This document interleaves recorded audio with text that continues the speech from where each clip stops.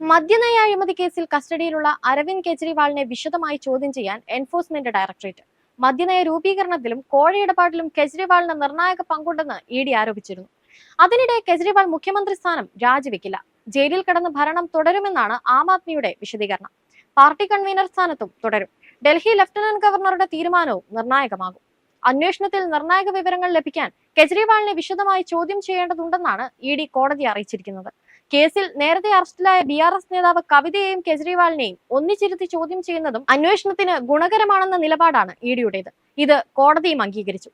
ഇതോടെ കെജ്രിവാളിനും ആം ആദ്മിക്കും ക്ഷീണമാണ്. കെജ്രിവാളിന് വേണ്ടി അഭിഭാഷകർ ഉയർത്തിയ വാദങ്ങൾ വിചാരണ കോടതി തള്ളുകയായിരുന്നു. അറസ്റ്റിൽ പ്രധാനമന്ത്രിക്കെതിരെ പ്രതിഷേധം വ്യാപിപ്പിക്കുമെന്ന് ആം ആദ്മി പാർട്ടി ഇന്നലെ പ്രഖ്യാപിച്ചിരുന്നു. മാർച്ച് 26-ന് പ്രധാനമന്ത്രിയുടെ ഔദ്യോഗിക വസതിക്ക് മുൻപിൽ പ്രതിഷേധം സംഘടിപ്പിക്കാനാണ് തീരുമാനം. ഖൊരാവോ മോഡൽ സമരമുറയാകും സ്വീകരിക്കുകയെന്നും AAP വ്യക്തമാക്കിയിട്ടുണ്ട്. കേസിൽ നേരത്തെ അറസ്റ്റിലായ BRS നേതാവ് കെ കവിതയുടെ ED കസ്റ്റഡി ഇന്ന് അവസാനിക്കും. കവിതയെ വീണ്ടും റോസ് അവന്യൂ കോടതിയിൽ ഹാജരാക്കും.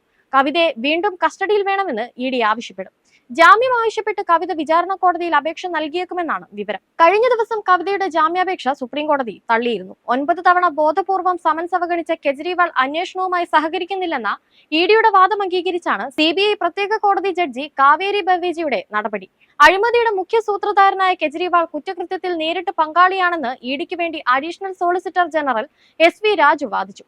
സൗത്ത് ഗ്രൂപ്പിൽ നിന്ന് കൈക്കൂലി വാങ്ങിയാണ് അവർക്ക് അനുകൂലമായി മദ്യനയം മാറ്റിയത്. 100 കോടിയിലേറെയാണ് കൈക്കൂലി ലഭിച്ചത്. സൗത്ത് ഗ്രൂപ്പിന് അതുകൊണ്ട് 600 കോടിയുടെ നേട്ടവും ഉണ്ടായി.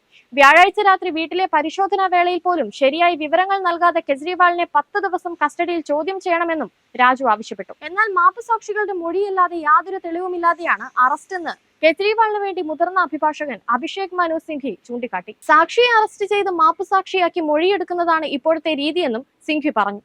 തെരഞ്ഞെടുപ്പ് പെരുമാറ്റച്ചട്ടം നിലവിൽ വന്ന ശേഷം തന്നെ അറസ്റ്റ് ചെയ്ത ED ആരെയാണ് യഥാർത്ഥത്തിൽ പ്രതിനിധാനം ചെയ്യുന്നതെന്ന് വ്യക്തമാക്കാൻ മുഖംമൂടി മാറ്റണമെന്ന് കെജ്രിവാളിന് വേണ്ടി മുതിർന്ന അഭിഭാഷകൻ വിക്രം ചൗധരിയും ആവശ്യപ്പെട്ടു.